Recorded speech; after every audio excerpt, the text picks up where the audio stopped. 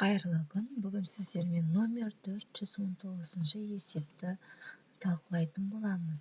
Бұл жерде бізде тиімді әдісті пайдалану деген, яғни ауыстырымдылық, терімділік қасиеттерін пайдаланып шығаруға болады.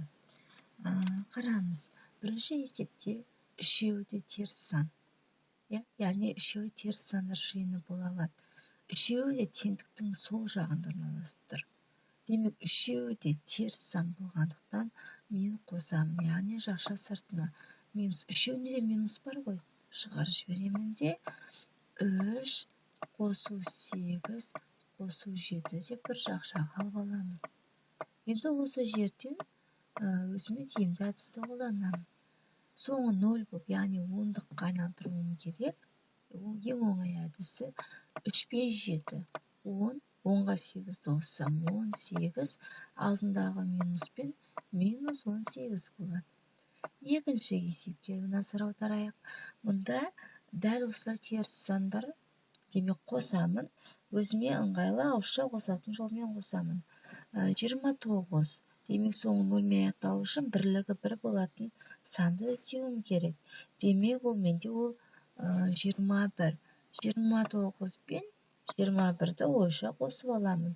50, 50-ге 46-ны қосатын болсам, 96 екенін мәлім. Сонда жауабы минус 96 болады.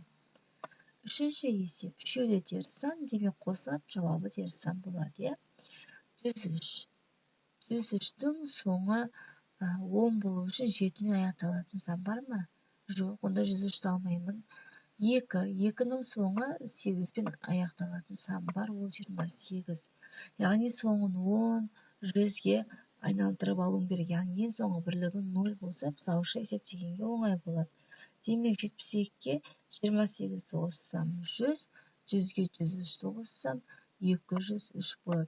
Үшеуі де теріс сан, демек менде минус болады. Төртінші 8/1 және мен аламын мұнда 10/9 немесе минус 1/9.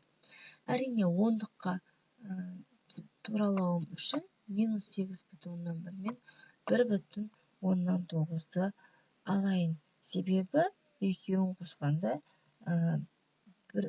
дөңгелек сан шығады, яғни 10 бүтін шығады.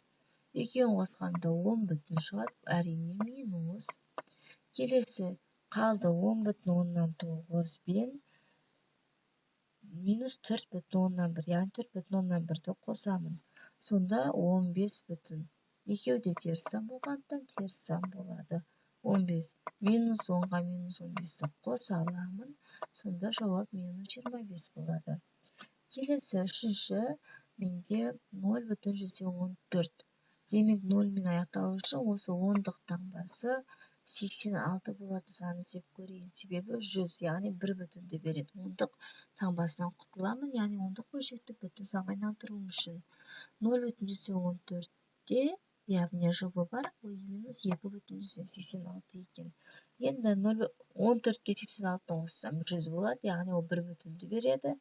Демек 0,14-ке 2,86-ны қоссам, ол менде 3 бүтін болады. Әрине теріс сан. Келесі 7,125 пен 3,175 қалды. Қосқан кезде минус 11 бүтінді береді. 7-ге 3-ті қоссам 10 бүтін, 25 пен 75 ол 100-ді береді. Бұл 100-ден 2 таңбалы болғандықтан бізге 100 беретін сан керек 1 бүтін болу үшін. Демек, сонда менде 10, 10-ға 1 бүтінді қоссам 11 бүтін болады. Сонда минус 14 бүтін болады екен. Келесі соңғысы 374. 3 сан тұр. Демек 3 нөлі бар, 1000 болатын сан іздеуім керек. 374-ке қаншаны қосқанда 1000 болады? Әрине 626-ны қосқанда, Демек, енді 1 бүтін 1000-нан 374-ге қосамын 0 бүтін 100-ден 1000-нан 626-ны. Демек, менде минус 2 бүтінді береді. Енді қалғаны 8 бүтін 100-ден 9-ға қосамын 1 бүтін 100-ден 91-ді. Мұна екеуі менде 1 бүтінді береді. Өйткені 100 шығады, 1 бүтінді береді. 8-ге 1-ді қоссам 9, ойдағы мен 10. Әрине минус 10. Екеуі де теріс сан болғандықтан жауабы минус 12 болады.